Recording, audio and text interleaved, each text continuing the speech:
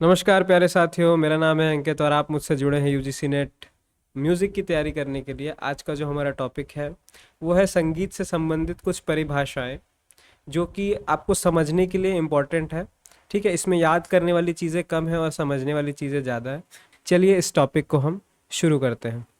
तो जो हमारी पहली परिभाषा है वो है ग्रह अंश न्यास अपन्यास। तो आइए हम जानते हैं कि ग्रह अंश न्यास अपन्यास क्या है।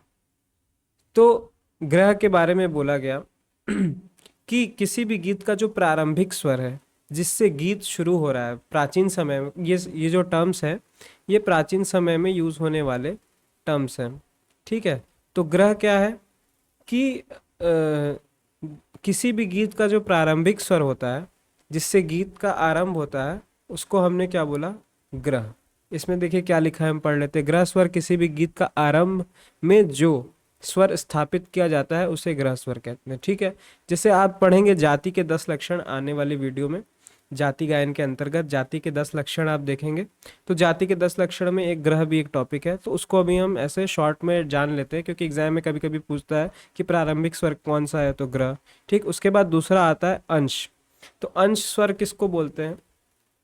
तो जो सबसे महत्वपूर्ण स्वर है किसी रचना का उसको अंश स्वर बोला गया। जिस प्रकार से आज के समय में वादी स्वर है उसी प्रकार से जो महत्वपूर्ण स्वर रहा होगा उस जमाने का किसी भी राग का उसको बोलेंगे अंश स्वर। ठीक है, इसमें क्या लिखा है, अंश स्वर जब गायन वादन में किसी भी स्वर का बार बार प्रयोग किया जाए उस स्वर को अंश स्वर कहते हैं। इसे राग का वादी स्वर भी कहा जाता है। ठीक है, वादी स्वर भी कहा जाता है। उसके बाद आता है न्यास स्वर। तो न्यास स्वर मैं आपको साधारण शब्दों में बता दूं कि न्यास स्वर का अर्थ होता है जिस स्वर पे गीत की समाप्ति हो। ठीक है, वर्तमान समय में इसका जो मतलब है वो परिवर्तित हो गया है। अब न्यास से ये समझा जाता है कि जिस स्वर का पे बार बार हम उसे रुक रहे हैं और उसको आंदोलित कर रहे हैं उसको बोलते हैं न्यास स्वर। लेकिन प्राचीन समय में जो भी गीत का जो समाप्ति वाला स्वर है, गीत के का समाप्ति का जो स्वर होता था उसको हम न्यास स्वर बोलते थे।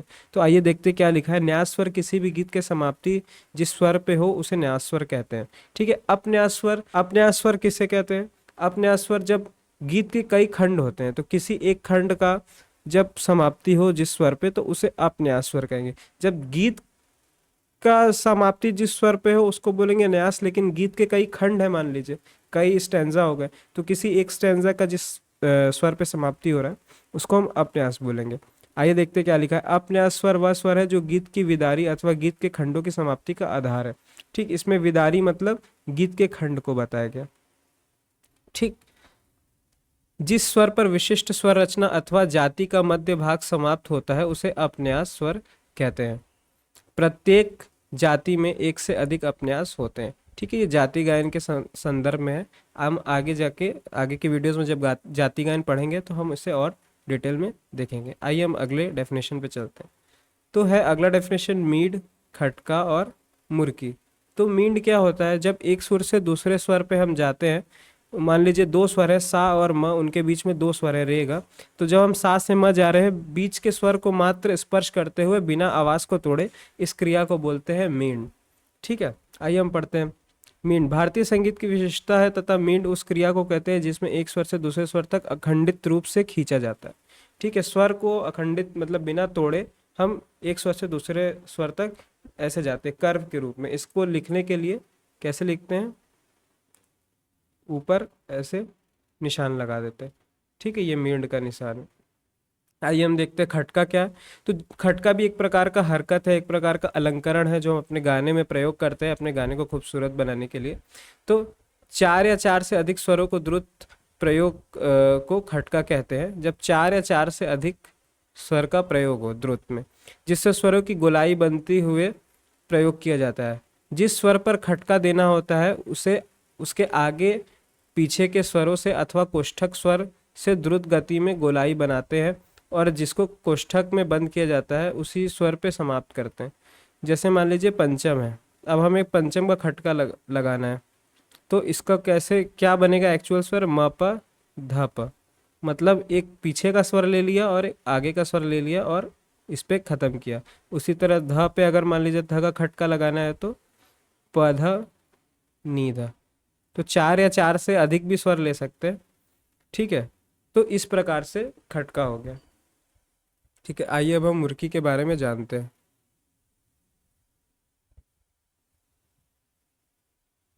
मुर्की क्या है? 3 या 4 स्वरों का द्रुत गति में उच्चारण होना। ठीक, अधिकतर 3 स्वरों को ही लेते हैं। ठीक है, 3 स्वरों का अगर द्रुत गति में उच्चारण किया जाए तो मुर्की कहलाता है। इसका प्रयोग ठुमरी, दादरा, टप्पा आदि में किया जाता है। ठीक है, मुर्की भेद में, मुर्की भेद से कहा जा सकता है कि ध्रुपद धमार में बिल्कुल नहीं। ठीक है, जो मुर्की का प्रयोग है वो ध्रुपद धमार में नहीं होता है, ध्रुपद धमार में नहीं होता है। ठीक है, कहाँ होता है? ठुमरी में होता है, दादरा में होता है, टप्पा में होता है। ठीक है, ख्याल खटका में कुछ मात्रा में और ठुमरी में बहुतायत। तो ख्याल में थोड़ा बहुत होता है और ठुमरी में बहुत ही अधिक प्रयोग होता है और ध्रुपद दमार में बिल्कुल भी नहीं। भातखंडे स्वरलिपि पद्धति में मुर्की को भी कोष्ठक में लिखते हैं। आइए हम अगले पेज पे चलते हैं। खटका और मुर्की में केवल स्वरों की संख्या का अंतर होता है। ठीक है, खटका में 4 हो गए, 4 से अधिक हो गए, और 4 से कम है तो उसको मुर्की में गिनती करी जाएगी। मुर्की में 3 स्वरों का द्रुत प्रयोग कर अधिवृत्ति बनाते हैं। ठीक है, 3 स्वरों का प्रयोग करके मुर्की लिखने के लिए मूल स्वर के बाईं ओर ऊपर की ओर 2 स्वर का कर्ण लिखा जाता है। जैसे मध्यम है तो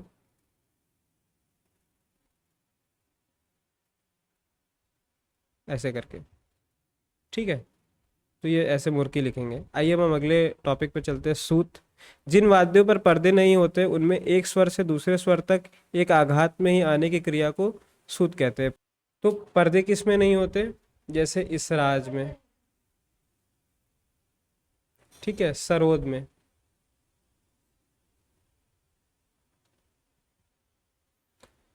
ठीक, इस वॉयलिन में।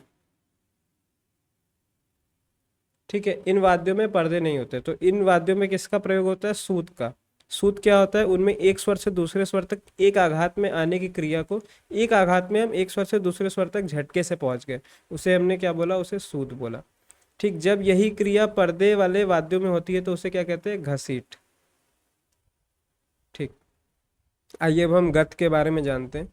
तो देखिए, गत 2 प्रकार का हो सकता है। एक देखिए जो तबले वगैरह में बजता है, और एक तंत्रवाद्य में। तो अभी हम तंत्रवाद्य के गत के बारे में बात करेंगे।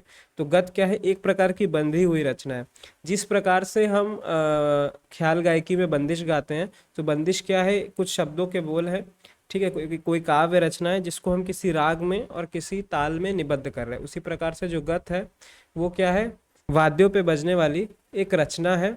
ठीक है, जो कि किसी राग के स्वरों में और ताल में बंधी हुई है, और उसको एज इट इज़ ही बजाना है, और उसको थोड़ा बहुत उसमें हम अपना इमेजिनेशन, ख्याल डाल सकते हैं। ठीक है, तो वो गत है। आइए इसके बारे में पढ़ते हैं। विभिन्न वाद्यों पर बजाई जाने वाली ताल में बंधी हुई रचना गत कहकर पुकारी जाती है। गत के प्रत्येक स्वर पर मिजराब के बोल होते हैं। ठीक है, जैसे दिर दा रा, दा रा। तो ये दिर दा ये सब क्या है? तो स्ट्रोक है। ठीक, तो अलग अलग स्ट्रोक का नाम सितार में रखा गया, जैसे दिर, दा। ठीक है, तो आइए हम आगे जानते हैं कि मसीद खानी और रजा खानी गतें क्या है, और इनके बारे में जानने का प्रयास करते हैं। तो पहला जो गत का प्रकार है वो क्या है? मसीद खानी गत। ठीक, तो मसीद खानी गत गत की वंश परंपरा के द्वारा, तो पहला गत जो है वो है मसीद खानी गत। तो मसीद खानी गत क्या है? मैं आपको एकदम इजी शब्दों में बता दूं कि जिस प्रकार से हमारे ख्याल गायकी में बड़ा ख्याल होता है जो कि लंबित लय में होता है, ठीक है, उसी प्रकार से जो गत है सितार वगैरह में, तंत्री वाद्य में, उसमें क्या है? उसके समान मसीद खानी गत। ठीक, और रजा खानी गत क्या है? कि जिस प्रकार हम छोटा ख्याल गाते हैं, है ना, थोड़ा द्रुत लय में होता है, उसी प्रकार से सितार आदि वाद्यों में, तंत्री वाद्यों में रजा खानी गत होती है। आइए एक बार हम इसे पढ़ लेते हैं और जानते हैं कि डिटेल इसका क्या है। मसीद खानी गत की वंश परंपरा के द्वारा इस नवीन गत का आविष्कार हुआ। इस गत का नामकरण इसके आविष्कारक के आधार पर हुआ। मतलब मसीद खानी गत के जो आविष्कारक है उसका, उनका क्या नाम था? उनका नाम था मसीद खां। ठीक है, मसीद खां के पिता का नाम फिरोज खां था। कुछ विद्वानों द्वारा इसे फिरोज खानी गत के नाम से भी जाना जाता है। ठीक है, लेकिन मेरा ये कहना है कि इसे मसीद खानी गत ही माना जाए। ये गतें विलंबित लय प्रधान होती हैं तथा खाली की 3 मात्राओं के पश्चात 12वीं मात्रा से शुरू हो जाती हैं। इसके बोल है दिर दा रा रा। तो ये एक इम्पॉर्टेंट है क्योंकि ये एग्जाम में कई बार पूछा है कि मस्जिद खानी गत के बोल क्या है। तो इसका होगा दिर दा रा दा, दिर दा रा, दिर दा रा रा। ठीक है, तो ये आपको लर्न कर लेना है, ये इंपॉर्टेंट है, ये लर्न की चीज़ है। ठीक है, तो जो भी चीज़ें लर्न वाली होंगी मैं आपको बता दूंगा कि इसे आप याद कर लीजिए। मस्जिद खानी गत हेतु मुखड़ा 5 मात्राओं में होना अति आवश्यक है। ये भी एक इम्पॉर्टेंट पॉइंट है कि मस्जिद खानी गत का जो मुखड़ा है वो कितने मात्रा का होना चाहिए, 5 मात्रे का, अर्थात 1 2 3 4 5 और 6, 6 पे आपका सम आ गया। ठीक, जैसे आप 16 मात्रा में कर रहे हैं तो 16 मात्रा में जो 5 मात्रा का मुखड़ा है वो कहाँ से शुरू होगा, आपका 9 10 11 12वीं मात्रा से आपका मुखड़ा आ जाएगा। तो 12 13 14 15 16 और 1 पे सम आ जाएगा। तो ये क्वेश्चन बनेगा कि जो मस्जिद खानी गत का जो मुखड़ा है वो कितनी मात्रा से शुरू होगा, तो वो 12वीं मात्रा से शुरू होगा, 1 2 3 4 5 और 1। देखिए अगली लाइन में भी यही लिखा है कि 12वीं मात्रा से बंदिश प्रारंभ की जाती है। तो मस्जिद खानी गत का जो मुखड़ा है वो 5 मात्राओं का होगा और प्रारंभ 12वीं मात्रा से होगा। आइए अब हम रजा खानीगत के बारे में जानते हैं।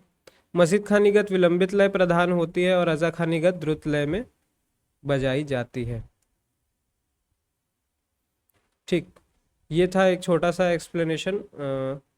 अब आइए हम अगले पेज पे बढ़ते हैं। जोड़ आलाप क्या होता है, झाला क्या होता है। ठीक है, तो कई बार एग्जाम में पूछा है कि आलाप जोड़ झाला गत का सही सीक्वेंस बताइए। ठीक है, कि मतलब पहले आलाप आता है कि पहले जोड़ आता है कि पहले झाला आता है। ठीक है, तो इसका सही सीक्वेंस है जो कि मैं यूजीसी के अनुसार बता रहा हूँ, जो कि आंसर की के हिसाब से। तो सबसे पहले बताया गया कि आलाप। ठीक, उसके बाद सेकंड नंबर पे क्या आया, ये फर्स्ट। ठीक, सेकंड नंबर पे जोड़। ठीक, थर्ड नंबर पे झाला। ठीक, चौथा गत। देखिए मैं आपको ना हर चीज़ एग्जाम के पॉइंट ऑफ व्यू से बता रहा हूँ, तो मेरी जो भी बातें हैं उसको आप ध्यान से सुनिए और उसको अपने माइंड में रजिस्टर करते जाइए। ठीक है, आपको एग्ज़ाम में ना मेरी बातों के हिसाब से अगर आप आंसर करेंगे तो बहुत आपके लिए सब चीज़ें ईजी हो जाएंगी। क्योंकि मैं पूरा जो आपको पढ़ा रहा हूँ, जो भी आपको एनालिसिस करता हूँ ना, पूरा मैं एग्ज़ाम के ही पॉइंट ऑफ व्यू से करता हूँ, अपने मन से कुछ भी बोलने का कोशिश नहीं करता। ठीक है, कभी कभी होता है बुक में अलग चीज़ें लिखी हैं लेकिन यूजीसी नेट उसको अलग मान रहा है। तो मैं दोनों आपको पॉइंट ऑफ व्यू बता दूंगा कि बुक में ऐसा लिखा है लेकिन यूजीसी नेट ने इस वाले दृष्टिकोण को सही माना है। अब देखिए, जो कि हमको एग्ज़ाम निकालना है तो हमको एग्ज़ाम वाले को ही लेके चलना पड़ेगा। हम जानते हैं सच क्या है, मान लीजिए सच कुछ और हो सकता है, लेकिन एग्ज़ाम में जो बार बार जिसको सही बोला जा रहा है हम वही करेंगे क्योंकि हमें एग्ज़ाम निकालना है। तो इस समय एग्ज़ाम में जो सही है वही हमारे लिए भी सही है और कुछ सही नहीं। चलिए, जोड़ क्या है देखते हैं। सितार के गत बजाने से पहले जो आलाप झाले के साथ बजाया जाता है उसे जोड़ भी कहते हैं। सितार में धीरे धीरे आलाप की लय बढ़ने पर जोड़ अंग प्रारंभ होता है। देखिए जैसे सबसे पहले ना कोई राग जो है सितार वाला, सितार वादक जो है वो प्रेजेंट कर रहा है, तो आलाप पहले बहुत ही विलंबित लय में करेगा, जैसे हम गायन में करते हैं, तो आलाप हो गया। ठीक, उसके बाद जोड़ कब शुरू होगा, ये दोनों के बीच में एक पतली लाइन है। ठीक है, बहुत पतला अंतर है, बहुत एक लाइन का अंतर है। क्या है वह, कि जब आलाप की थोड़ी लय बढ़ जाती है, ठीक, और ताल में नहीं होता लेकिन एक प्रकार की लय ऐड हो जाती है। ठीक है, अब इसको कैसे करेंगे, जैसे मान लीजिए मैं आपको कोई राग का उदाहरण बताओ, सा ने रे ग ने ग रे ने सा।